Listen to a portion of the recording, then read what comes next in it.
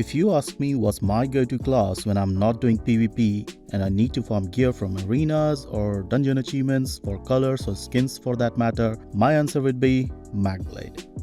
Hey everyone, Monk here, and a lot of you probably already know that I main a MagBlade as a PvP ganker, but it's the same character I use when I have to do any PvE content, that is arenas or dungeons. Now of course you will find tons of videos or guides from those PVE gods who can pull over 100,000 DPS with their perfected gear and perfect rotation, but what about us who are nowhere close to that level or don't have enough time to be as good as them? Well then, sit back and let me show you what setup I am currently using when I do veteran arenas or dungeons and can easily, even with a choppy rotation, do 70 to 75,000 DPS. And the best part is that the gear is really easy to farm. So before I start, if you are not yet subscribed to my channel or you are new here, then please hit the subscribe button and do not forget to click the bell icon for my future videos. Also, I would love to hear feedback from you guys if there is anything I should improve in my videos. I try to make them quick and precise to the point rather than a documentary. But if you would like me to add something in future videos, then please let me know in the comments below. Your support is what really keeps me going. Now let's start with the stats and then we'll move on to the gear.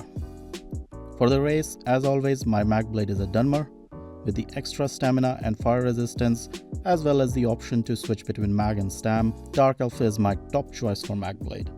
Of course, High Elf will pull slight more DPS, but I won't worry about that unless you really care about gaining another 0.5 to 1% DPS, because trust me, that is a very dangerous territory and you don't want to go there yet. We have about 17,000 health with 32,000 Magicka and about 1600 mag recovery. Our stamina is sitting at relatively good 14,000. Our self-buffed spell damage is about 3.1k and penetration 9.2. Combined with another 6,000 penetration from elemental drain, we are easily over the penetration value for most of the arena and veteran dungeon bosses. However, if you are planning to do veteran trials, then I would recommend to check with your raid leader about the penetration setup he has planned for the group. Now for the food, we have a few options. The stats you see here on the screen are with Clockwork Citrus Fillet. Though if you find it expensive, then switch to Witch Mother Potent Brew. It has slightly less stats than the Citrus Fillet, but gets the job done. And if you are in a group where you know you will have access to orbs or spear shards, then I would recommend to use RTM Pickled Fish Bowl. This hands down is the best food if you don't have sustain issues. Another good option for those who are really struggling with sustain is Orzoga's Red Frothgar. Gives you lots of health and tons of recovery. So depending on how deep your pockets are, take a pick of the food. They are all good and they all work. On the matter of being a werewolf or vampire, I would recommend neither, because they really don't bring any positive values to the build. Werewolf is useless for max setups and vampire does nothing but increase our skill cost. So stay mortal. For the Mundus stone, we are using Shadow with almost 75% crit and crit damage modifiers from Nightblade skills and passives. This hands down is the best Mundus stone, and that should be pretty much all about the stats. Next up, gear section. So right off the bat, the first 5-piece set on this build is Medusa. The set gives you crit, crit, crit, and then some more crit with automatic minor force. You can find the set in Arx Corsinum in both veteran and normal mode.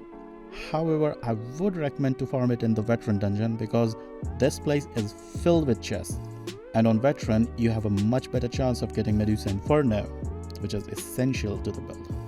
And if you have followed my Magicka heavy attack build, then I'm sure you probably have already been here and should have some pieces at least.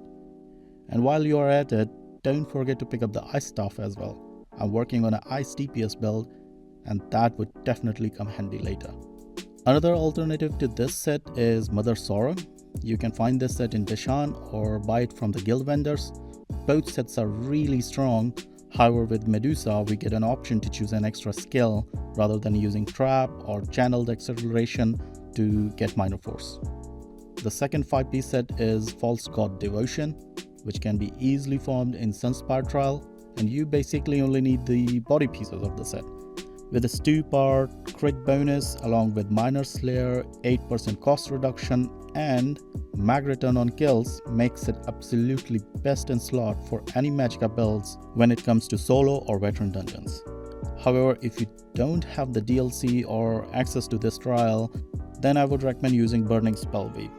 It is one of the really good sets to boost your damage. For the monster set, we have the option of using either one piece of Zaan or one piece Ice Heart. Both sets give you the same bonus 1-part crit. But with Zaan, there is another setup possible, which I'll explain just now. As you might have guessed already, the last piece of this setup is Ring of the Pale Order. However, if you are in a group, then instead of using the Pale Order ring, use 2 pieces of Zaan. And if you don't have the access to Zaan, then replace it with 2 pieces of Maw. Both sets are almost similar in terms of damage, except crit bonus from Zaan is way better than mag from Maw. So Monk, how do you arrange all this setup? Well, we are using a heavy chest of Medusa with 2 jewelry of the same set which are transmuted to Bloodthirsty and a precise Inferno staff on front bar. Then we have 5 pieces of light false god on the body and 1 medium piece of Zaan or Ice Heart on shoulder or head. Back bar is of course an infused Maelstrom staff with weapon damage glyph. Perfect or non-perfect, it really doesn't matter. And I would also recommend, if you can get a second Medusa Inferno with prismatic glyph, then it's a massive boost to your damage when you go against Daedric or undead enemies. And that should be pretty much all about the gear. Now I'll quickly cover the skills and rotation, and as far as the CPs are concerned, I'll post them below in the info section. Don't worry, I won't forget it this time like with my Magicka build. For the skills on the main bar, we have Inner Light to give Major Prophecy, which increases our crit massively by almost 2700, and then we have Impale, our Execute. This skill will replace our main spammable after 25%.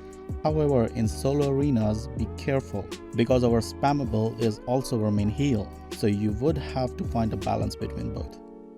Then we have Merciless Resolve, which increases our crit damage by 2% for every light attack and stacks up to 10% total. And after every 5th light attack, you get to shoot a Spectral Bow, which is a massive damage booster. Then we have Swallow Soul, our main spammable skill as well as the main heal.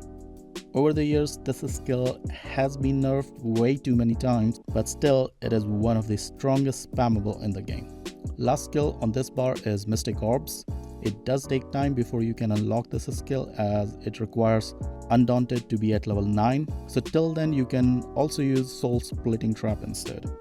Does a bit less damage, but it's the only decent alternative to Orbs. Ultimate on this bar is Soul Harvest. With a cost of only 75 ultimate and 20% damage buff for 6 seconds against the enemy is one massive boost for our burst as well as sustained DPS. Back bar is fairly simple. The first skill is Dark Shade, followed by Siphoning Attacks, which is also our flexible spot. If you feel a need to slot a shield, then use Harness Magicka at this place. Then we have Elemental Drain, our main source of sustain, as well as Major Breach, which is followed by our 2 main dots, that is Twisting Path and Unstable Wall of Elements. The ultimate on this bar is Elemental Rage, which in most places is our opener. However, we only use this ultimate at the beginning of the fights, and then for the rest of the fight, it will be Soul Harvest every time it's up. Now for the rotation, there are 2 things to remember. The Wall of Element has the highest priority over other dot skills. And second, light attack between every skill and bar swap. These 2 components make the most of our DPS and have the highest priority. So to keep it simple, you start by buffing yourself with Merciless, Siphoning and Dark Shade, and then start by putting down your Destro ulti, followed by Wall of Elements and Twisting Path. Then bar swap to front and send the orb away. At this point, if you have been using light attack between every skill, your Merciless proc shall be ready. If yes, then fire it away. If not, then do another Swallow Soul with light attack and then the bow proc. After this, refresh whichever skill is running out and keep spamming Swallow Soul and light attack in between those skills. Don't worry too much if a certain skill runs out and you forget to refresh it. You will lose some damage, but it won't be the end of the world. Try to recover and recast the skills as soon as you can. And sometimes, especially like in execute, it is better to use the execute rather than going back and recasting the dots. So that's the whole build, guys. Fairly simple, right? Well, to make anything work, you would have to do a fair amount of practice. And as you get better, there will be even more options for you to get even higher DPS in certain settings. But till then, this setup is guaranteed to help you cross those DPS hurdles which have been a problem for you so far. Also, don't forget to check my Magicka solo build, which in itself is a very different but very easy setup to be at the same performance level as of this build. And now I must sign off, so have a great day and see you soon in the next video.